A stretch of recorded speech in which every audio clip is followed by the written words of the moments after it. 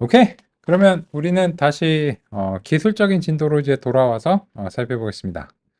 우리 진행과 관련해서 한 가지 안내 말씀드리면 그 어, 우리 1시간 일찍 끝나잖아요, 오늘. 그죠? 근데 이제 그 빅브레이크를 이제 갖는 시간인데 이제 요거와 이제 관련해서 이제 빅브레이크 관련해서는 이런 이제 요청을 하시는 경우가 있어요. 합리적 요청이죠. 제 생각에 되게 합리적 요청인데 빅브레이크 이제 우리 1시간 일찍 끝나는데 빅브레이크도 가지니까 그러면은 빅브레이크를 20분 갖지 말고 이제 그 종료 시간을 이제 4시 30분 대신에 10분 앞당겨서 이제 일찍 끝내자. 그러면 어차피 조사는 못 하잖아요. 뭐 어차피 이제 총 시간, 총 교육 시간의 측면에서는 전혀 차이가 없으니까 저는 당연히 그게 좋다고 생각하거든요. 근데 이제 한 가지 문제가 있어요. 그렇게 하면 이제 출결적 측면에서 이제 가끔 뭐 지금은 이제 여기 계신 분들은 이미 전혀 문제가 없는데 이게 뭐 너무 일찍 나가면은 뭐 이게 좀그 나갈 시간 자체가 뭐 이렇게 뭐 약간 멀캠에서 저한테 뭐라고 하는 경우가 있어요. 그래서 조사 모사인데 어차피 이제 10분 참관이니까 그래서 제가 공감하는데 월캠 쪽에서 이제 이게 너무 또 빨리 이제 종료가 되면 좀 이제 뭐 그렇습니다 이렇게 말을 하는 경우가 이제 있어서요. 그래서 우리는 예정대로 원래처럼 빅브레이크는 이제 가질 거고요. 그리고 이제 1시간 일찍 끝나는 거 1시간 일찍 끝난다 이렇게 보시면 되겠습니다. 그래서 종료 시간은 4시 이제 20분에 우리가 이제 종료가 되고 아마 이제 스피드 게이트 통과하실 때쯤은 이제 25분이나 30분쯤일 테니까요. 그래서 이제 뭐 쓸데없는 얘기가 나오지 않도록 그런 식으로 이제 하겠습니다. 그래서 이제 이번 시간도 40분짜리로 이제 짧게 이제 뛰어보려고 하는데요.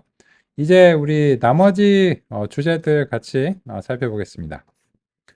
요 결정트리 앙상블과 관련해서 랜덤 포레스트를 이제 소개를 이제 해드렸습니다.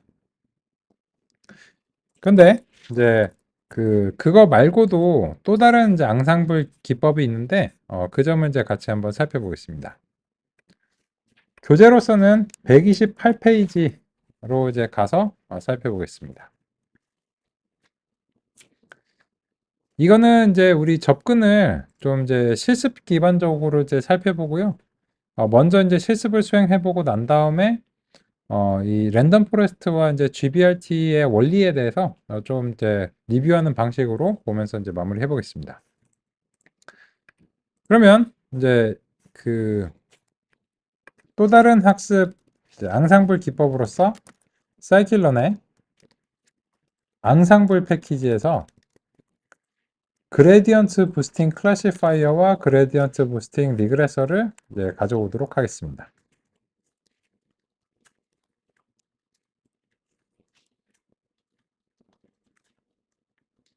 그러면 이제 요 각각을 어디에 적용해야 되는지는 이제 너무 잘 아시리라 생각해요.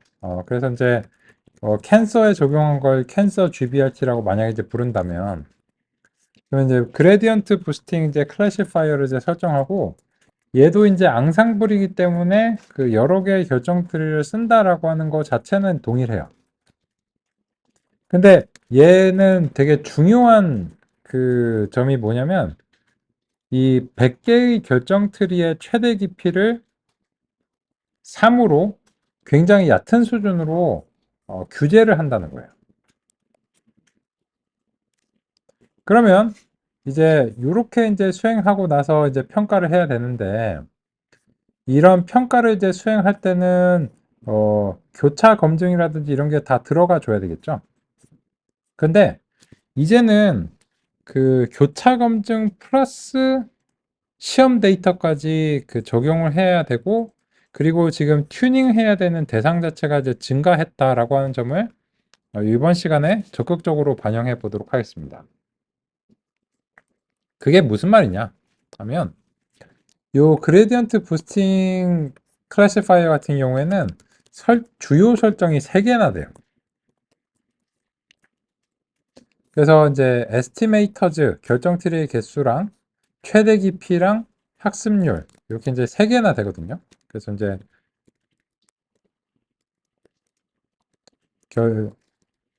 모형 결정 트리 수 그리고 최대 깊이, 학습률. 요 세 가지나 되는 설정이 서로 이제 그 잘 궁합이 이제 맞아야 됩니다.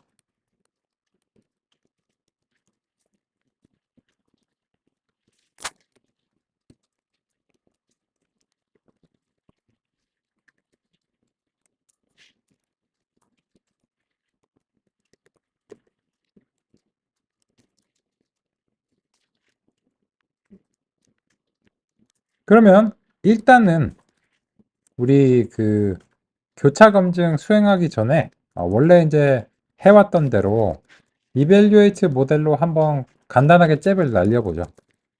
캔서 이제 GBRT 하고 캔서 데이터, 캔서 이제 타겟 이제 수행하고 여기서는 이제 트레인 테스트 스플릿을 수행하기 때문에 그 교차 검증에 스트래티파이가 자동으로 적용이 안 됩니다.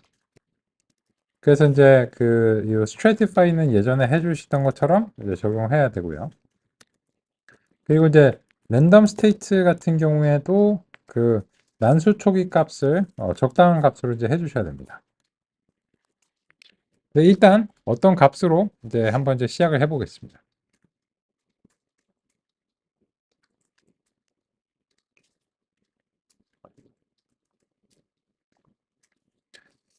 근데 이 뭐 캔서에 대해서는 사실 선형 모형도 굉장히 그냥 기본적으로 잘하기 때문에 설령 이 GBRT가 뭐 잘한다고 해도 사실 뭐 크게 놀랍진 않아요. 근데 보통 이제 문제가 되는 게 뭐냐면 이제 보스턴 데이터처럼 선형 모형이 기본적으로는 잘 못해. 그런 경우에 결정 트리와 같은 알고리즘이 더 이제 가치 있게 느껴지는 편입니다. 그래서 그레디언트 부스팅 리그레서를 이제 수행하는데 여기서도 이제 그 마찬가지로 그 요 N 에스티메이터즈나 뭐 학습률 이런 건 이제 다 똑같습니다. 이거 이제 똑같은데 대신에 이제 리그레서라고 하는 점이 이제 다르고요. 그리고 이제 여기서 이벨리에이트 모델을 일단은 수행을 이제 해보겠습니다. 잽을 먼저 날려보고 그리고 나서 이제 정확한 평가에 대해서 이제 얘기를 하죠. 그리고 랜덤 스테이트는 이제 4로 우리가 이제 해왔으니까 이렇게 해보겠습니다.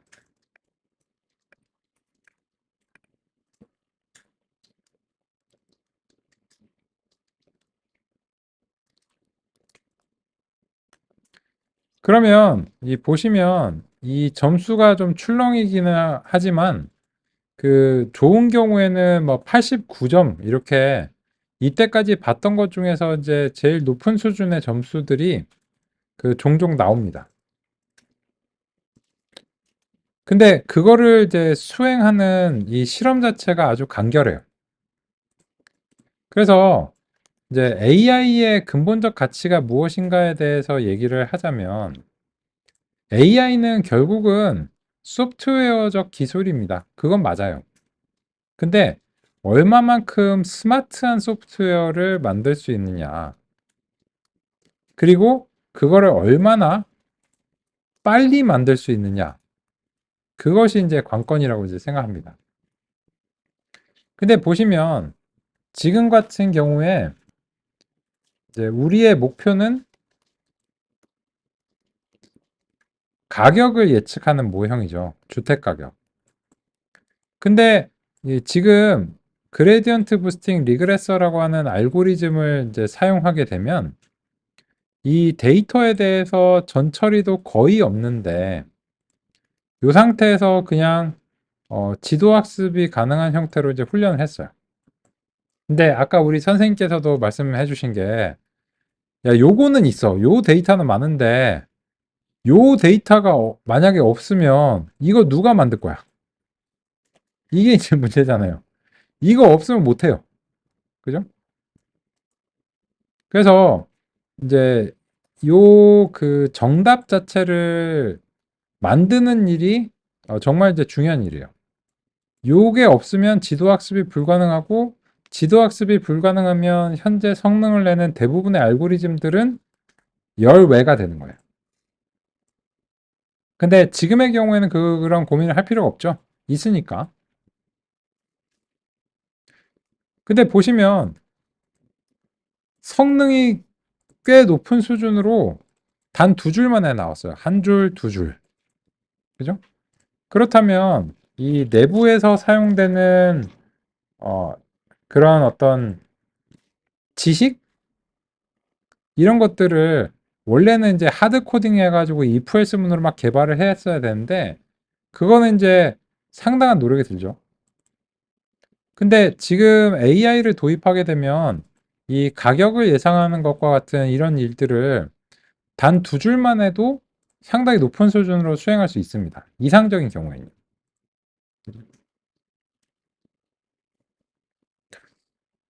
그런데 지금 이제 우리 판정을 해야 됩니다. 이 성능을 뭐라고 판정하시겠어요? UFO. 뭐라고 판정하시겠어요? 이건 오바가 난 거죠. 그죠? 이게 일반화 성능이 좋기는 하지만 훈련 점수와 이제 격차가 많이 벌어지기 때문에 어쨌든 오바가 난 건 사실이에요. 그러면 얘는 잠재력이 있는 애요. 왜냐면 오바가 났구나. 근데 얘를 잘 달래면 95, 95에서 만날 수 있는 가능성을 보여주는 거예요. 그렇게 될지 안 될지 몰라요. 근데 요 범위 자체가 시사하는 가능성이라는 거죠.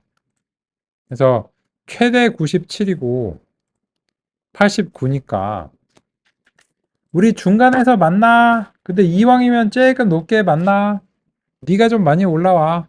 내가 너 만나러 내려갈게. 그래서 이제 만약에 이런 상태로 만들 수 있으면 최고죠. 그죠? 안정적이면서 이제 높은 성능인 거죠. 그런데 이제 이런 성능을 발휘하도록 하기 위해서 현재의 결정 트리의 개수와 최대 깊이와 학습률의 조합이 지금 기본값이 사용이 됐는데 이 기본값이 과연 베스트인가? 그런 점은 실험을 안 해보면 알 수가 없는 겁니다. 근데 이거를 튜닝하려고 보니까 좀 골치가 아파요. 결정 트리의 개수를 이제 변화시키기 위해서 포문을 하나 써야 되겠죠. 그죠? 그러면 이거를 튜닝한다고 하면 이렇게 이제 지금까지 했던 방식으로 하면 이렇게 되겠죠. for 결정 트리 수 하고 이제 범위 있겠죠. for 최대 깊이 뭔 범위 줘야 되겠죠. for 학습률 이렇게 해서 포문을 세 번을 돌아줘야 돼요. 그리고 그 중에서 베스트를 찾아줘야 되거든요. 요게 이제 상당히 번잡스럽죠. 할 수는 있는데. 근데 폼을 잡는 거 보니 뭐 방법이 있나 보지? 네, 그렇습니다. 그래서 이제 그 알고리즘들이 90년대 이제 중후반에 가기 시작하면 지금처럼 그 설정들이 좀 많아집니다.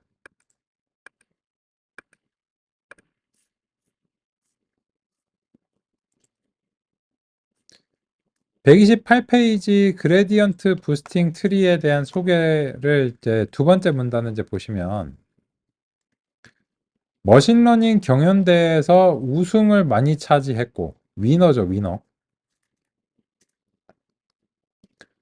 실제 산업계에서도 널리 사용하는 굉장히 이제 훌륭한 알고리즘으로 평가받고 있는데 설정에 민감하지만 잘 조정, 튜닝하면 잘할 수 있다.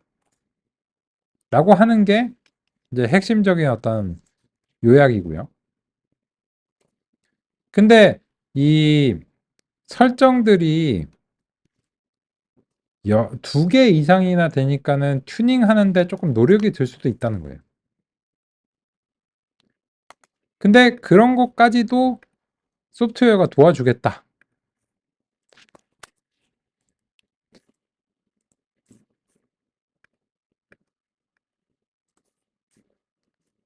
그래서 이번에는 우리 353페이지에서부터 논의를 시작하는 그리드 서치라고 하는 기법에 이제 관심을 이제 가져보겠습니다.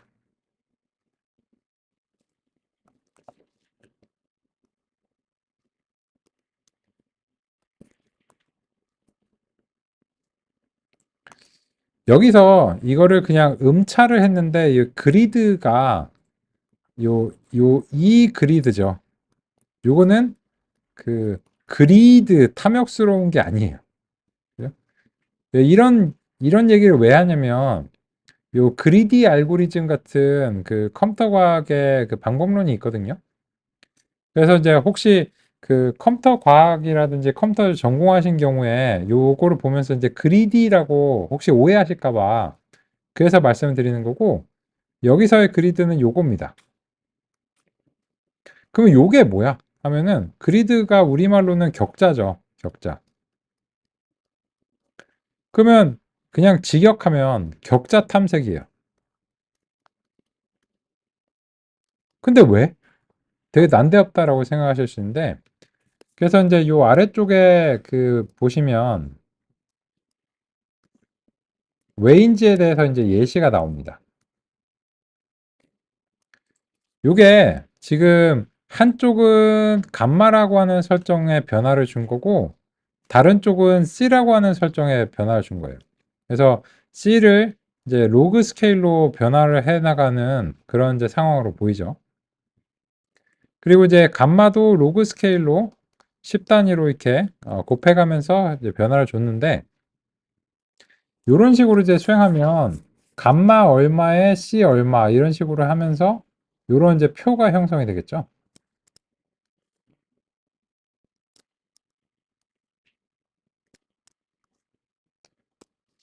그러면 이 표가 형성이 되면 요게 뭔가요? 요게 그 격자예요. 그래서 이제 요 그리드라고 할 때는 이제 그 표 모양으로 데이터를 이제 수집이 되기 때문에 테이블을 다음처럼 만들 수 있다. 이런 식으로 그 얘기를 하고 있어요. 별거 아니에요. 그러니까 그리드는 왜 생기는가 하면 보통 두 개 이상의 설정을 탐색을 하다 보면 요 각각의 조합들에 대해서 성능을 기록하고 찾아야 되기 때문에 그래서 이제 그리드가 형성이 되는 거예요. 근데 지금이 그런 게 필요한 경우거든요. 그러면 이제 첫 번째로는 그 353페이지 하단에서 논의하는 간단한 그리드 설치라고 하는 것을 쓱 볼게요. 이게 뭘까요? 354페이지로 가보겠습니다. 그 그리드를 하기 위해서 포문을 두 번 쓰고 있어요. 야, 이거 할 거면은, 그 뭐하러 얘기했어? 그냥 포문 열심히 쓰지. 그 아니죠. 이거 할 거 아니에요. 그래서 원래는 저렇게 해야 되는데,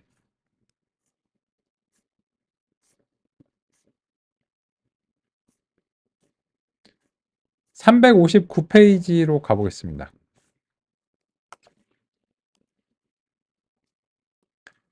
이제 교차 검증하고 그리드를 한꺼번에 적용하는 게 필요합니다. 왜냐하면 교차 검증을 해야 이 평균 성능과 안정적인 성능을 할 것이고, 그리드에서는 성능을 기반으로 베스트 설정을 찾으니까 이 성능 자체에 오해가 생기면 좋지 않겠죠?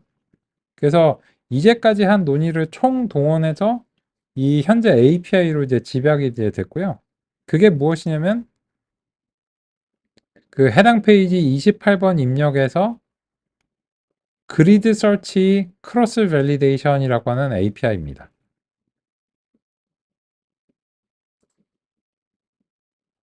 그러면 이제 저거를 적용을 하면 교차 검증도 되고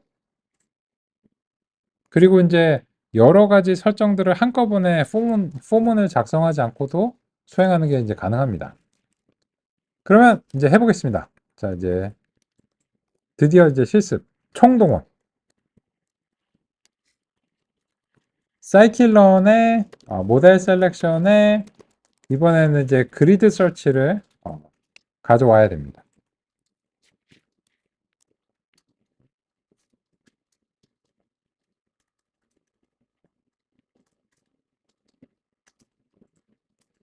그러면 이제 그리드 서치를 이제 수행한다는 것은 어떤 것이냐면, 저 그리드 서치를 이제 튜닝기라고 부를게요.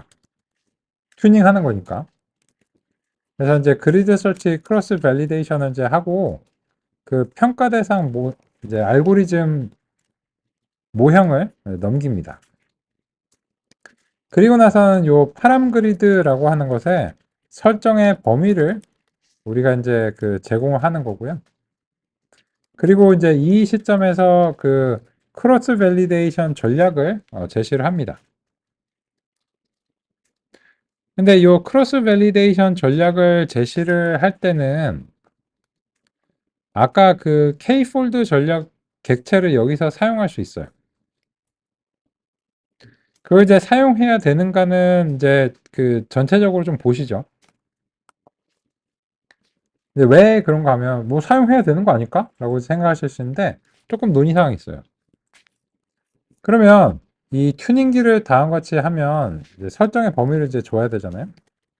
이제 설정의 범위는 보통 이제 사전 형식으로 각, 각 설정별로 이제 합니다. 예를 들어서 n, estimate, 즈 이렇게 이제 하고 결정 트리의 개수가 기본적으로 100개인데 이거를 이제 그 적당한 간격으로 이제 보는 거예요. 한 50개 정도 간격으로 보실까요? 그래갖고 이제 이렇게 해서 이게 혹시 좀 그 유의미하게 달라지는지 한번 보는 거예요.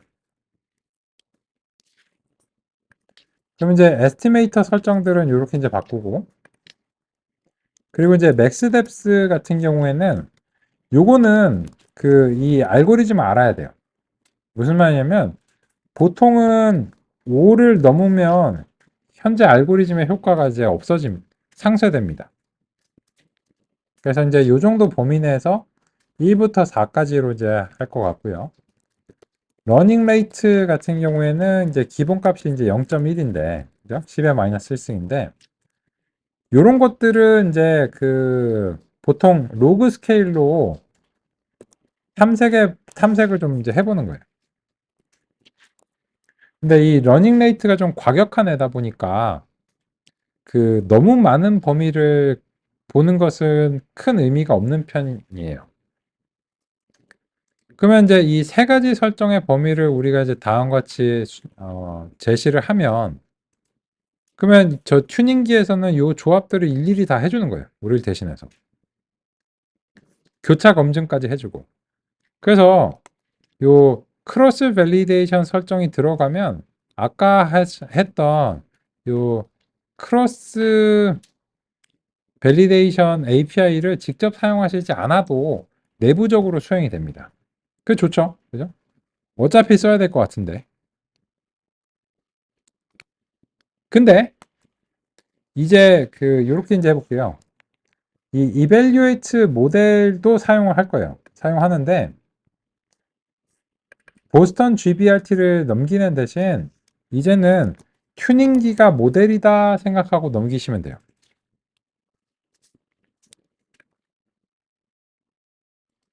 그러면 저 조합들을 다 해줘서 그 중에 이제 베스트를 이제 찾아줍니다.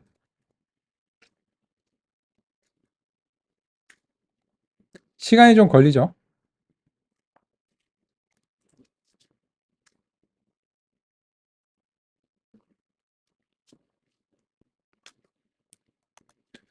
그러면 이제 시간이 좀 걸려서 지금 트레인 테스트가 이제 88 이렇게 이제 나온 걸 확인할 수 있어요. 여기에 대해서도 좀 평가는 필요한 편입니다. 그런데 요게 이제 나오고 나서 이제 사후 분석을 같이 한번 해볼게요. 튜닝기에 그래서 베스트 설정이 뭐였어? 이렇게 이제 물어보면 러닝 레이트 0.1에 맥스 뎁스 4에 에스티메이터 200인 경우에 베스트였습니다. 라고 이제 나와요.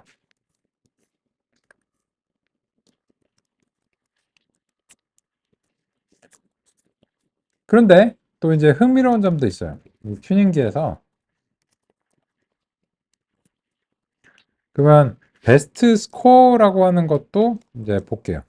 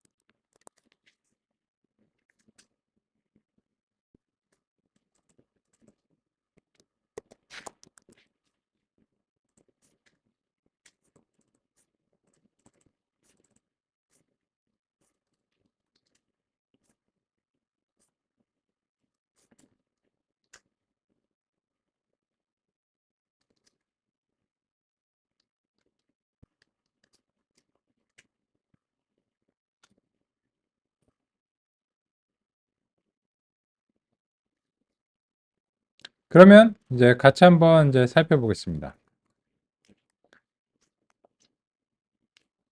지금 이제 보시면 이 튜닝기한테 우리가 설정의 범위를 이제 넘겼는데 요거를 이제 일일이 다 해보라는 거예요. 그래서 이제 그 해본 결과 그 중에서 베스트 점수가 그 베스트 검증 점수가 이제 87점에 가까운 그죠? 그런 이제 결과를 얻었어요. 근데 그 시점에서 어떤 설정들이 좋았는가를 보면 러닝 레이트 이제 0.1에 맥스 뎁스 4에 에스티메이터 200일 때인데 요게 그 러닝 레이트 0.1은 요거는 이제 기본값이에요. 근데 맥스 뎁스 4는 기본값은 아니고요. 요 3이 기본값이고 에스티메이터도 원래 이제 100이 기본값이거든요. 그래서 이제 기본 설정보다 더 나은 설정이 있었다라고 하는 것을 우리가 이제 이해할 수 있습니다. 그런데 여기서 추가 논의 사항이 하나 더 있어요.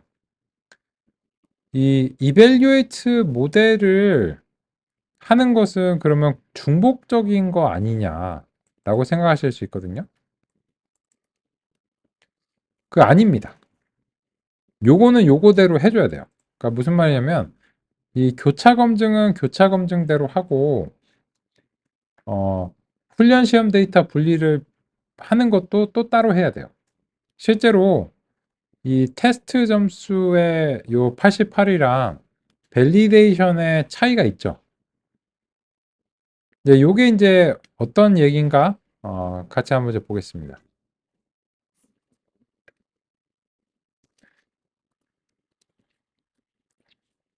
그러면 이제 355페이지를 이제 잠깐 보실게요. 제가 이제 그 이제 관점을 전달 드리기 위해서 그 구체적 페이지도 이제 말씀을 드리는데 일단 지금은 5.2절의 영역에 계속 있습니다. 5.2절의 영역에 있고 5.2.1절의 간단한 그리드 설치는 우리도 포문으로 만들 수는 있지만 좀 불편하다는 거고요. 특히나 지금 354페이지 5.2.2절에 보시면 매개 변수 과대적 합과 검증 세트가 있는데 이게 이제 핵심이에요. 무슨 말이냐면 크로스 밸리데이션을 하는 건 여기서부터 여기까지예요. 근데 크로스 밸리데이션을 하고 나서 수능은 따로 봐야 돼요. 그게 이제 무슨 말인가라고 하는 점을 이제 보면 이제 이렇게 비유를 드릴게요. 훈련 세트는 연습 문제, 검증 세트는 모의고사, 테스트 세트는 진짜 수능이어야 돼요. 이게 세 개가 다 있어야 돼요.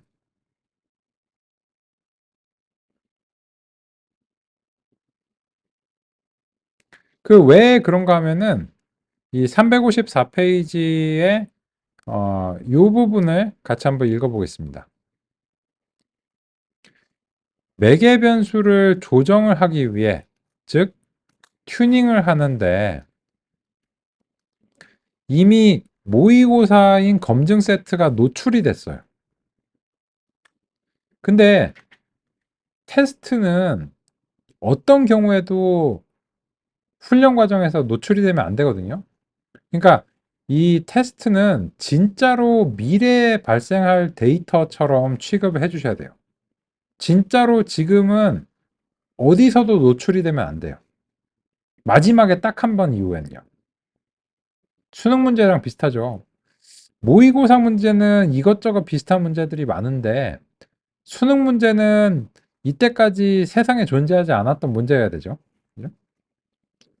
그래서 그 튜닝 시점에서 사용된 검증 데이터는 테스트가 되면 바람직하지 않다는 겁니다. 그래서 이제는 그 훈련 데이터를 만 가지고서 다시 미니 훈련과 미니 테스트, 즉 검증 데이터로 나누고 그와는 별개로 교차 검증을 하든지 말든지 간에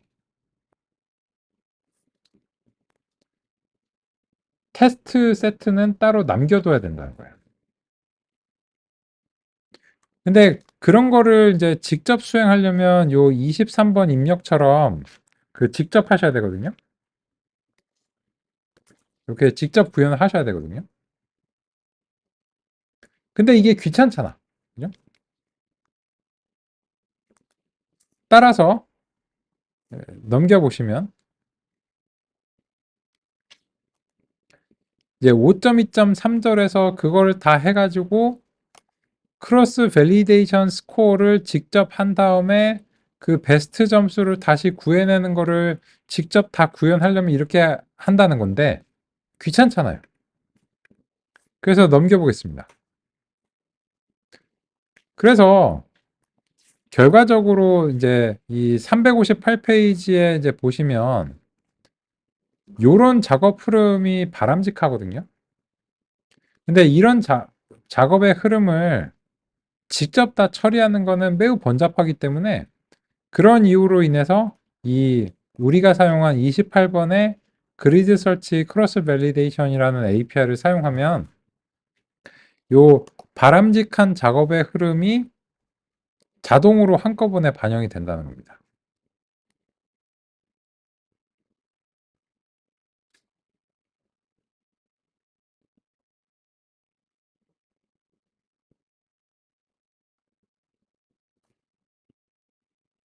그리고 이제 여기서도 보시면 이 그리드 설치 359페이지 하단에 보시면 그리드 설치에서도 크로스 밸리데이션을 분류에서는 stratified 유형별 분할을 이제 추구하고 회귀에서는 그냥 단순한 K 폴드를 한다는 그런 얘기를 하잖아요. 요거는 좀 유의하셔야 되는 점이에요. 왜냐하면 아까도 이제 보신 것처럼 이 보스턴 데이터에 대해서 크로스 밸리데이션을 할 때 요 K 폴드 셔플을 하지 않으면 문제가 있었었죠. 그죠? 근데 지금은 없는 것 같다? 지금 그 네 말대로라면 이 그리드 설치가 이제 문제가 좀 생겨가지고 이 테스트 점수가 이렇게 안 나왔을 텐데 그러면은 이거는 적용된 거 아니야? 라고 생각하실 수 있는데 이런 이유예요. 우리가 만든 이벨류에이트 모델에서 보스턴 데이터를 훈련과 시험 데이터로 분리하기 전에 이때 그 셔플 설정이 기본으로 들어가 있거든요. 그러다 보니까는 이 튜닝기 자체 크로스 밸리데이션에서는 그 셔플이 적용이 안 되는데, 이게 이제 그 튜닝기에 넘어가는 훈련 데이터 자체가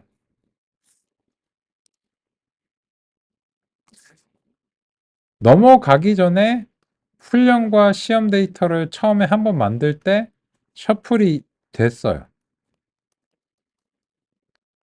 그래서 그 이후에 훈련 데이터를 받아서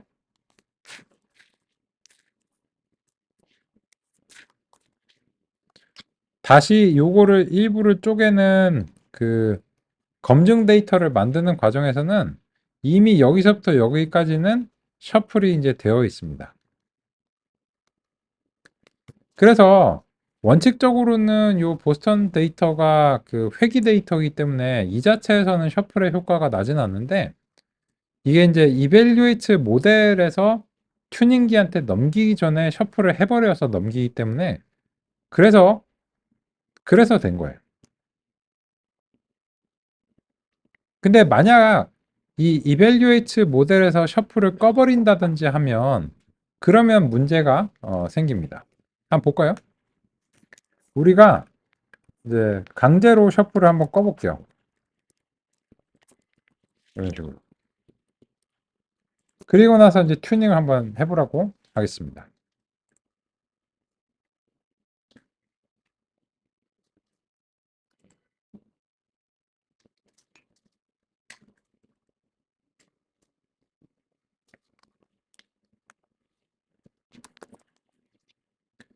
예고했고 예상한 바죠.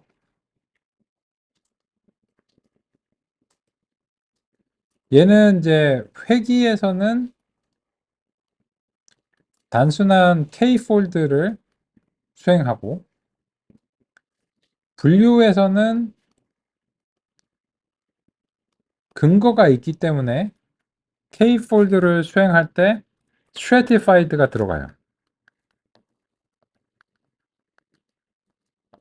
유형별 분리가 이제 들어가거든요.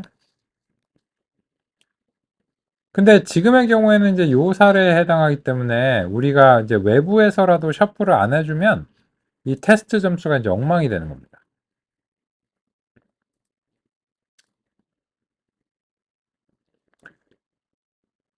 그래서 요거를 이제 그 약간 이제 개선하는 이제 방법으로서는 여기다가 아까처럼 이제 K 폴드를 설정하는 게 가능해요. 하고 이제 N 스플릿을 5로 하고 이제 셔플 참으로 이쪽 자체에서 만약에 한다면 약간 개선은 될 거예요.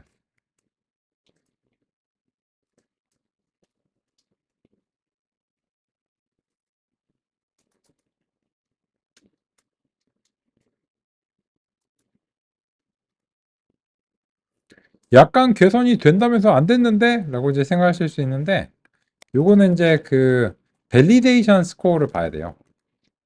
즉 무슨 말인가 하면 여기서 이제 크로스 밸리데이션 셔플 트루를 하게 된 것은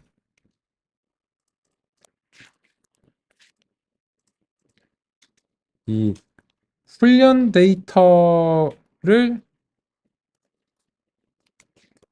그리드 설치 CV가 튜닝기가 받습니다. 근데 이 튜닝기가 받아서 나누기 전에 셔플을 하면 요 훈련 데이터 자체는 셔플이 돼요.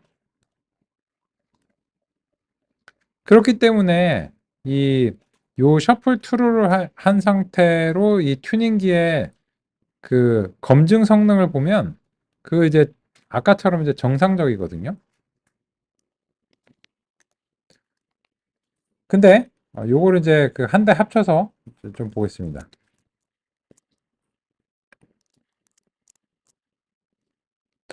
근데 만약에 이제 여기서도 이제 셔플을 끈다.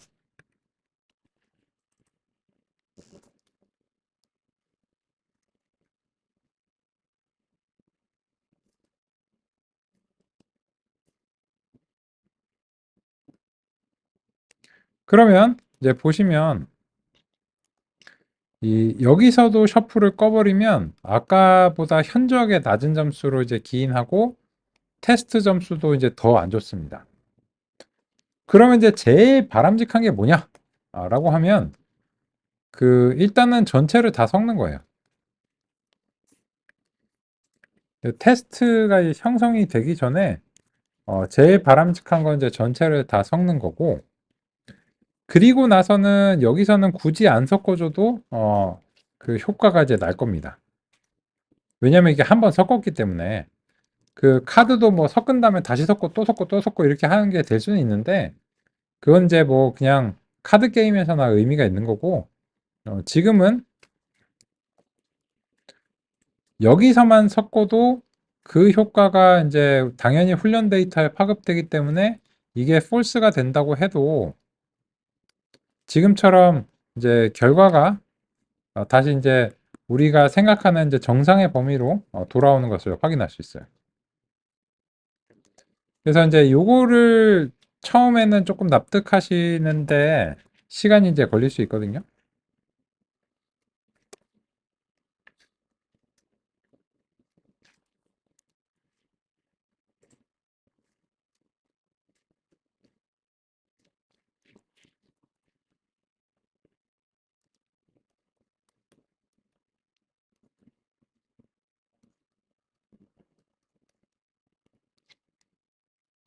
다 왔습니다. 오케이. 그래서 우리는 이번 시간에 매개 변수가 많아지면 어떤 방식으로 튜닝을 해야 되는지 이 튜닝기를 살펴봤고, 이 튜닝을 할 때는 교차 검증이 안 들어가는 것을 고려하기 좀 어렵잖아요. 그래서 이 기존에 이해한 교차 검증이 이제 한꺼번에 적용되는 걸 이제 살펴봤고, 그런 과정에서 이제 어떤 설정이 더 좋은지를 찾는 효과적인 방법을 알아봤습니다. 빅브레이크 이후에 마지막 시간에 이어서 살펴보겠습니다.